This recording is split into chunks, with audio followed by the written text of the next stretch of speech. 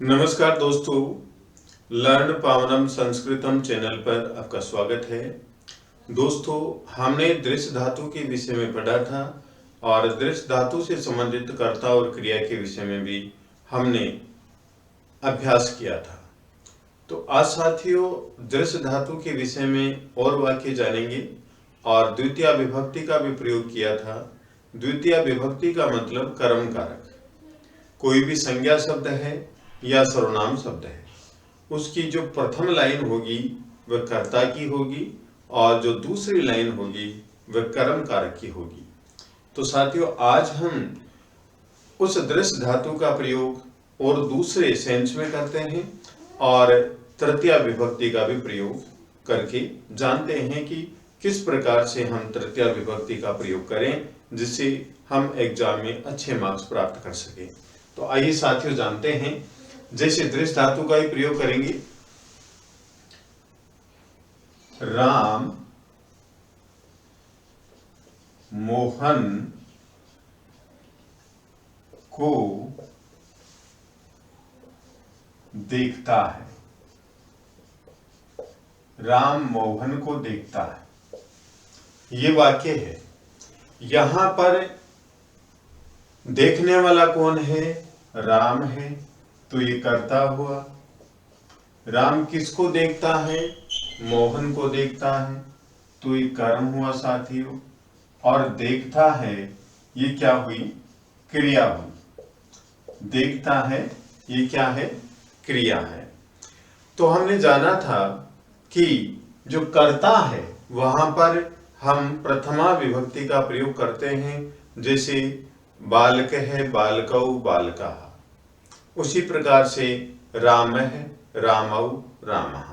तो यहाँ पर जो कर्ता है वह एक वचन में है, इसलिए जो पहली लाइन होती है राम है, रामौ, रामा, ये कर्ता की लाइन होती है। राम है एक वचन कर्ता, रामौ द्विवचन कर्ता और रामः बहुवचन कर्ता। इस प्रकार से, ठीक है। अब हम लिखते हैं यहाँ पर, और राम पुरुष कौन सा है?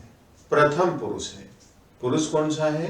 प्रथम पुरुष है, क्योंकि अहम आवाम वयम त्वम युवाम यूयम के अलावा जितने भी कर्ता होते हैं वे सब प्रथम पुरुष के कर्ता होते हैं।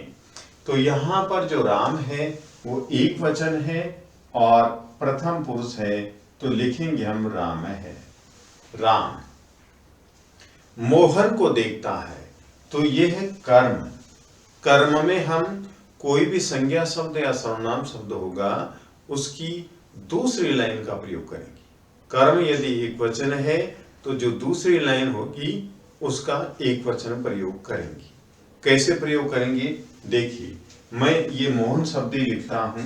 देखिए, मोहन है, ये पहली लाइन है मोहनौ और मोहना।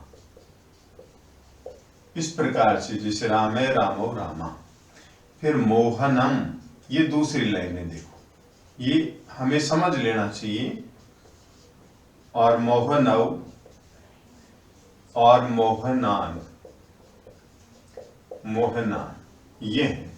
तो यहां पर ये दूसरी लाइन है, ये पहली लाइन, ये दूसरी लाइन। तो ये किसकी है? कर्म की। और ये किसकी है? कर्ता की है। तो यहां पर राम मोहन को देखता है, तो मोहन एक ही है, तो ये शब्द आ जाएगा। राम मोहन को देखता है, तो यहां पर ये शब्द आ जाएगा मोहनम।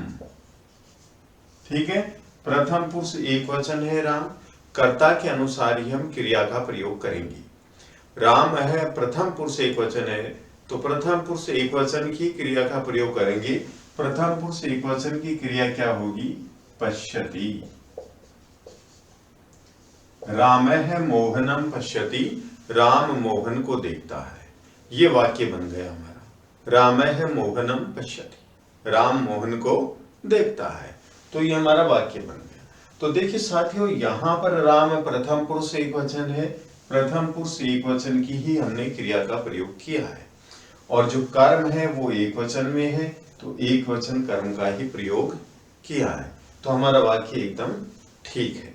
इसी प्रकार से दूसरा वाक्य भी हम अभ्यास करते हैं दूसरे वाक्य का भी। नेक्स्ट सेंटेंस देखते हैं हम।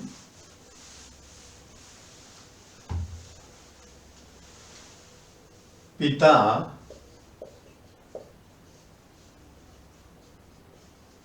बालकों को देखता है। पिता बालकों को देखता है, ये दूसरा वाक्य है। तो इसमें भी साथियों जो बालकों को देखने वाले कौन है? पिता है। तो ये कर्ता हुआ, ये कर्ता हुआ। कर्ता किसको कहेंगे? जो कार्य करता है उसको कर्ता कहेंगे। और नेक्स्ट बालकों को, ये कर्म हुआ, और कर्म भी कौन सा हुआ? बहुवचन। कौन सा हुआ? बहुवचन। और देखता है, ये हुई क्रिया, ये हुई क्रिया।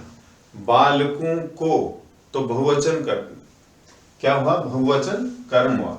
जैसे एक वचन हम हिंदी में लिखेंगे बालक को, दो बालकों को, दो बालकों को, और बालकों को, बालकों को। यहां पर कई बार ये भी लिखा होता है कि सभी बालकों को, सभी बालकों को। ठीक है, तो दोनों का मतलब क्या है? बहुवचन। कैसे? जैसे संस्कृत में हम बात करते हैं तो दूसरी लाइन लिखूंगा मैं केवल बालकम, दूसरी लाइन बालकौ, ठीक है, और बालका, ये दूसरी लाइन है, कर्म की लाइन है। कर्ता की लाइन क्या होगी? बालक है, बालकौ, बालका। ये पहली लाइन थी, ये दूसरी लाइन है। ठीक है, यहां पर पिता बालकों को देखता है। पिता को हम पिता भी बोल सकते हैं और जनक भी बोल सकते हैं। तो यहां पर मैंने लिख दिया पिता। पिता बालकों को देखता है, बहुवचन आ गया बालकों को। बालक को देखता है तो हम इसका प्रयोग करते बालकम का। दो बालकों को देखता है तो हम इसका प्रयोग करते। और यहां पर बहुवचन है, कर्म बहुवचन, बालकों को, तो हमें इस संस्कृत शब्द का प्रयोग करना है। इस संस्कृत शब्द का हिंदी में अर्थ क्या होगा? बालकों को या सभी बालकों को। तो यहां पर वाक्य बनाने के लिए हम क्या लिखेंगे? बालकान, बालकों को। ठीक है, इतना हमने कर लिया कि कर्ता आ गया हमारा और कर्म आ गया। अब हम क्रिया किसके अनुसार लिखेंगे? क्रिया हम कर्ता के अनुसार लिखेंगे। कर्ता यहां पर क्या है? पिता है। और पुरुष कौन सा है? पिता प्रथम पुरुष है, वचन एक वचन। तो प्रथम पुरुष एक वचन की क्रिया लिखेंगे। कौन सी लिखेंगे? दृश्य धातु, जो लट लकार में पश्यति, पश्यतः, पश्यन्ति, पश्यसि, पश्यतः, पश्यत, पश्यामि, पश्यावय, पश्यामि, इस प्रकार से चलती है। ठीक है, और इस दृश्य धातु का हमने पहले वाले वीडियो में वर्णन भी किया है, लिखा भी है, तो आप जान सकते हैं। ठीक है, तो पिता प्रथम पुरुष एक वचन है, तो प्रथम पुरुष एक वचन की क्रिया का प्रयोग करेंगे और वह क्रिया क्या होगी? पश्यति।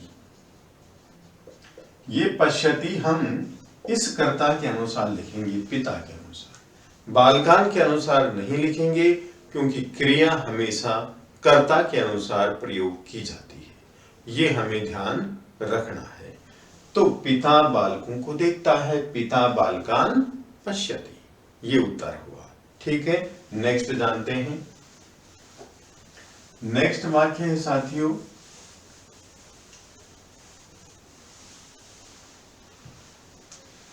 जैसे मैंने लिखा बालक मोर को देखता है, या बालक मोर देखता है, मोर देखता है, ये लिख दिया। मोर कौन देखता है? बालक देखता है, तो ये कर्ता हो। बालक क्या देखता है? मोर देखता है, ये कर्म हुआ, और कर्म भी कौन सा हुआ? एक वचन। और यहां पर क्रिया हो गई दृश्य धातु, और जो चलती है कैसे? पश्यति, पश्यतः, पश्यन्ति, इस प्रकार से चलती है। ठीक है, यहां पर बालक मोर को देखता है।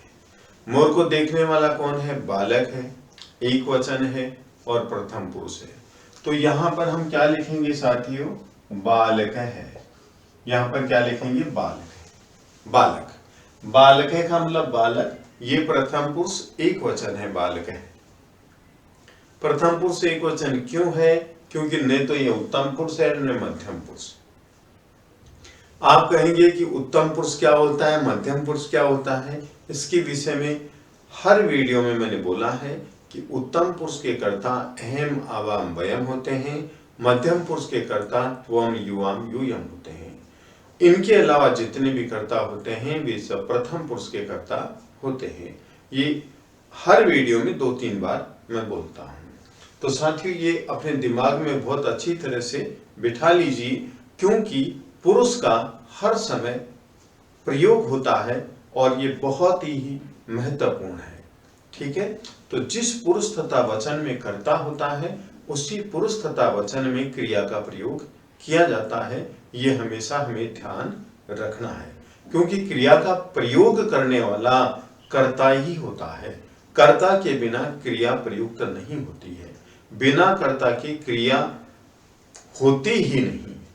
तो इसलिए क्रिया के लिए कर्ता की आवश्यकता होती है। जैसा कर्ता वैसी क्रिया, और जैसी क्रिया वैसा कर्ता, ये आप याद रखिए। ठीक है, तो बालक है, मोर को देखता है।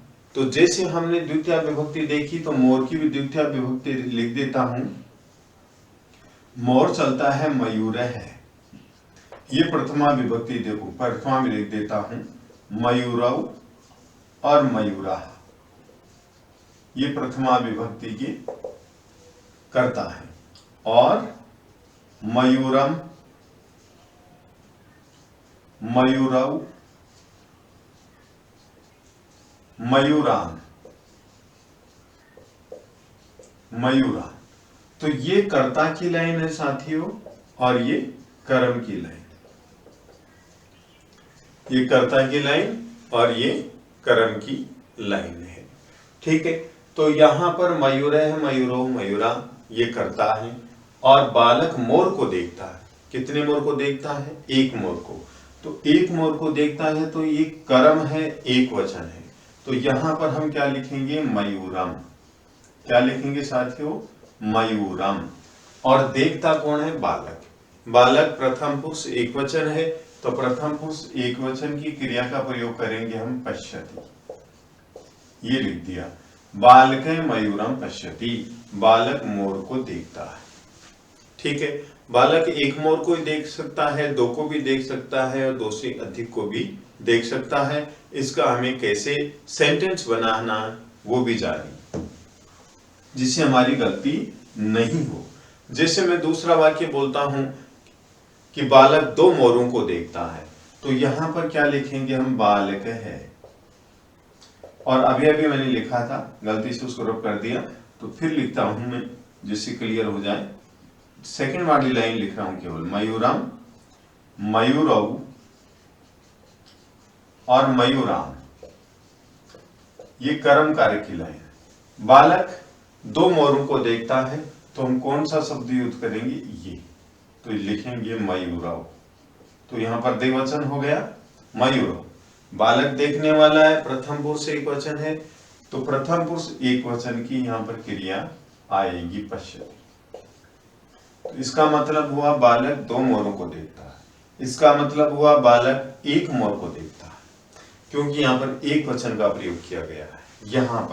यहां पर द्विवचन का प्रयोग किया है। बालक मोरों को देखता है, बहुत सारे मोरों को देखता है। बालक एक है और अनेक मोरों को देखता है, तो हम क्या वाक्य बनाएंगे? बालक है मयूरान। मयूरान का मतलब अनेक मोरों को पश्यति देखता है। अनेक मोर का मतलब है दो से अधिक मोर। बालक है मयूरान पश्यति, बालक मोरों को देखता है। इस प्रकार ये वाक्य बना है। तो और भी जो वाक्य हैं उनका अभ्यास करते रहेंगे। यदि आप कमेंट करेंगे तब आपके कमेंट का जवाब निश्चित रूप से दिया जाएगा। तो साथियों, अब हम नेक्स्ट जानते हैं तृतीया विभक्ति के विषय में। तो आइए साथियों जानते हैं तृतीया विभक्ति के बारे में। तृतीया विभक्ति में करण कारक होता है, जानते हैं। देखिए यहां पर कारक, कारक कौन सा? करण। और विभक्ति कौन सी? तृतीया। इसके विषय में जानेंगे, तृतीया। ठीक है। अब वचन, जैसे यहां पर लिखा मैंने एक वचन, ये द्विवचन और ये बहुवचन। ठीक है। तो यहां पर तृतीया विभक्ति बालक शब्द की होगी बालकीन, फिर बालकाभ्याम,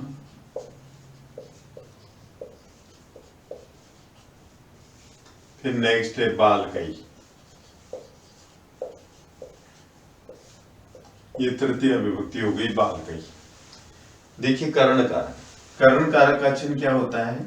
से और के द्वारा, से और के द्वारा होता है। करण कारक है, इसका चिन्ह होता है से के द्वारा। ये से के द्वारा नीचे लिख दूं जिससे आपको अच्छी तरह से समझ में आए। से या के द्वारा इस करण कारक का चिन्ह होता है, से या के द्वारा।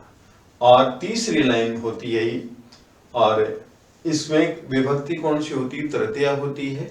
और तीसरी लाइन में देख सकते हैं आप बालकेन, बालकाभ्याम, बालकई, ये होता है। अब हम इसका हिंदी में अनुवाद करेंगे। जैसे मूल शब्द कौन सा है? हम ये कौन से शब्द की विभक्ति है? बालक शब्द की। कौन से शब्द की? बालक शब्द। बालक शब्द, बालक शब्द की कौन सी विभक्ति लिखी है हमने? तृतीया विभक्ति लिखी है। बालक शब्द की तृतीया विभक्ति लिखी है। अब हम जानते हैं कि ये एक वचन है, ये द्विवचन है, ये बहुवचन है। तो क्या करेंगे हम? मूल शब्द लिखेंगे बालक। ठीक है। इसका अर्थ जानने के लिए, इसका अर्थ जानने के लिए बालक, तो यहां पर मूल शब्द लिख करके उसके साथ ये विभक्ति चिन्ह जोड़ देंगे, जैसे बालक से। इस बालकेन का मतलब क्या हुआ? बालक से, या बालक के द्वारा। बालकेन का मतलब ये, बालकेन का मतलब हुआ बालक से या बालक के द्वारा, ये मतलब हुआ। और यहां पर भी हम मूल शब्द लिखेंगे क्या? बालक। ठीक है। अब कितने बालक? दो बालक, क्योंकि द्विवचन है तो यहां पर बालक न लिख करके दो बालक लिखेंगे। दो बालकों से, विभक्ति चिन्ह जोड़ेंगे से, ये, या दो बालकों के द्वारा, या दो बालकों के द्वारा। दोस्तों संस्कृत बहुत ही अच्छा सब्जेक्ट है और बहुत ही प्यारा सब्जेक्ट है। इस सब्जेक्ट के माध्यम से हमें कई प्रेरणार्थक कहानियां, प्रेरणार्थक श्लोक, सूक्तियां प्राप्त होती हैं, जिनसे हम हमारे जीवन में सीख लेकर के आगे बढ़ते हैं, प्रोग्रेस करते हैं।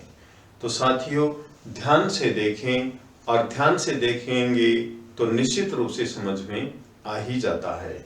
अब हमने देखा कि बालकेन का मतलब बालक से या बालक के द्वारा, फिर बालकाभ्याम दो बालकों से या दो बालकों के द्वारा। क्योंकि एक वचन जो मूल शब्द है बालक, एक वचन है तो से लगा दिया। अब द्विवचन आ गया तो द्विवचन में हम क्या बोलेंगे? दो बालक, तो दो बालकों से या दो बालकों के द्वारा। अब बहुवचन की बात कर रही है, बहुवचन का यहां पर कर देता हूं बालकई। तो यहां पर मूल शब्द क्या लिखा? बालक। क्या लिखा? बालक। इसका बहुवचन क्या होगा? बालकों। ये बहुवचन हो गया बालक। ठीक है। से, ये विभक्ति चिन्ह लगा दिया बालकों से। बालकई, इसका अर्थ क्या हुआ? बालकों से, या बालकों के द्वारा, या बालकों के द्वारा। तो या तो हम से लगाएंगे या के द्वारा लगाएंगे। अब आपके मन में प्रश्न उठता है कि से तो कब लगाएंगे या और के द्वारा कब लगाएंगे? तो ये हमारे वाक्य के ऊपर निर्भर करता है। जब हम वाक्य बनाएंगे तो निश्चित रूप से और के द्वारा दोनों स्पष्ट हो ही जाते हैं। तो साथियों जानेंगे, निश्चित रूप से जानेंगे। जो भी आपको प्रॉब्लम हो आप निश्चित रूप से पूछेंगे और यदि आपको ये वीडियो पसंद आया तो आप लाइक कीजिए, शेयर कीजिए, कमेंट कीजिए, सब्सक्राइब कीजिए। धन्यवाद।